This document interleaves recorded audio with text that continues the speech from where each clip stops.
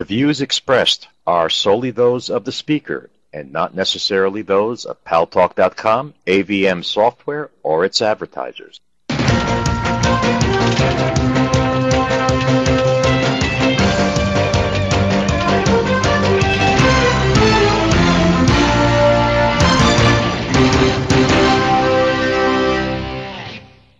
News Talk is online. News Talk Online is a production of Paltalk.com, the largest multimedia interactive program on the internet with more than 4 million unique users on demand on iTunes and on YouTube, and on my blog, GaryBaumgarten.com, where you can post your comments, whether you agree with yours truly or not. No retribution such as what goes on in Iran. And thanks to our good friends at CRN Digital Talk Radio, we're syndicated to an additional 12 million households. I am your host, Gary Baumgarten. I welcome you to the show. We continue our extensive coverage and expanded coverage of the situation in Iran. In a second, I will introduce you to Roya Teimouri from Persian Radio in California. Before I do, our correspondent in Tehran, who we refer to as Hossein, we protect his identity for obvious reasons, wrote us a fairly long dispatch. I have redacted it because there was a lot of information in that dispatch that might have led somebody who may be wanting to muzzle him there in Tehran into knowing who he is. And so I will read you just 2 paragraphs from his dispatch today, and he apologizes for not joining us live as he has in the past, but his safety is paramount, obviously, more important to us than his being here live on the show. I am, he writes, anticipating very tough days and more bloodshed. However, the government has lost control over the demonstrations, at least to my observation. This quagmire must be finished by Iranian victorious people, or the mullahs will make Iran a police state and make our lives even worse than before. Perhaps one day we will live in a world where good people will not be troubled by fear of leaders such as this. Until that day arrives, however, we must spread the word that the Iranian government somehow manages to maintain a straight face when saying that we must worship incompetent blockheads as folk heroes. I am greatly grieved by this false and fantastic storytelling that we see on Iranian television, the result of a dictator government. Will they be successful in continuing to oppress Iranian people in this manner? He asks. Well, we're going to bring you one anecdotal suggestion that perhaps they will. Cassandra, who, if you didn't read her account on the blog, GaryBaumgarten.com, she has been in contact with a number of people in Iran, and one of them, unfortunately, was killed by the security forces. Cassandra, welcome to News Talk Online on Paltalk.com. Tell us what you know about what happened to your friend. Okay, thank you, Gary. Yes, a very, very startling situation that came up this morning. I'm going to read what I wrote on the blog because I think it probably says it all.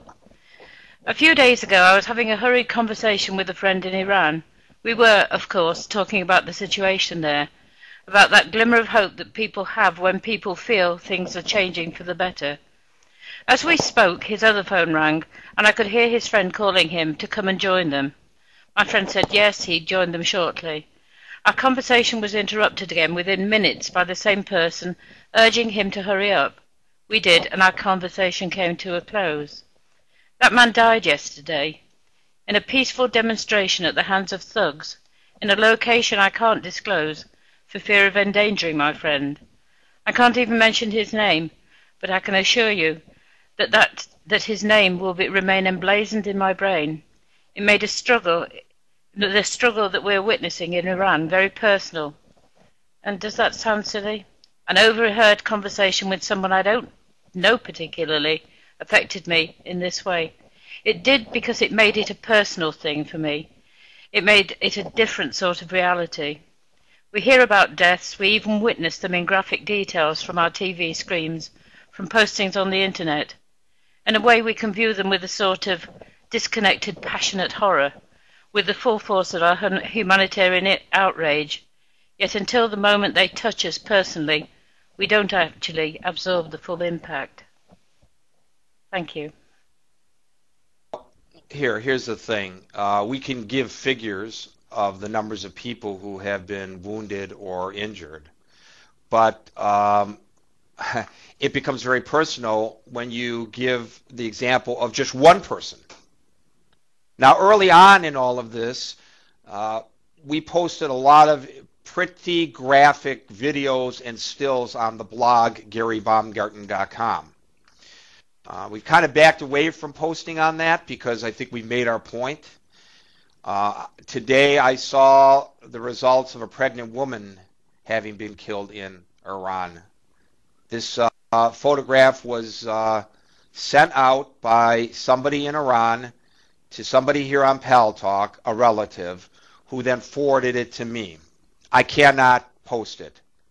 It is too disturbing an image, but I can describe it. Well, I'm not even going to describe it. You can imagine what the view is like when a pregnant woman is attacked with a knife. And I'm not going to say anything more about that.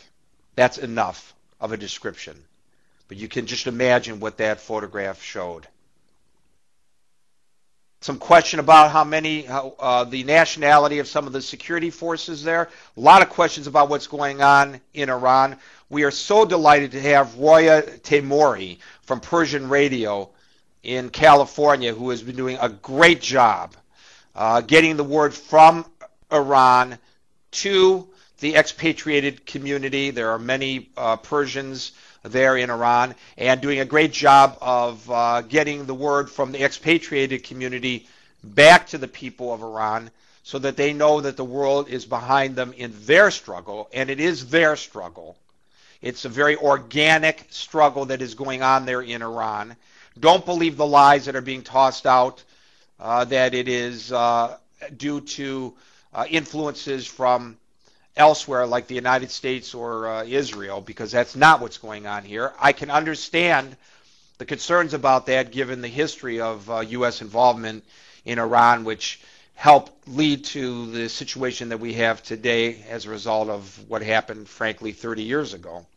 Roya Teimouri, welcome to News Talk Online on Paltalk.com.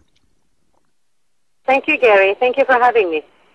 No, it is our pleasure. We thank you for helping us spread the word as far as possible as to what is really going on in Iran, because, of course, the traditional media has been muzzled by the government there. And thank God for the internet, and thank God for very brave people who are out on the street capturing these images and tweeting information out that we are getting, and then we are passing along collectively to our various audiences. Today was a national day of mourning, and as I understand it from my reading of the situation, you're in direct touch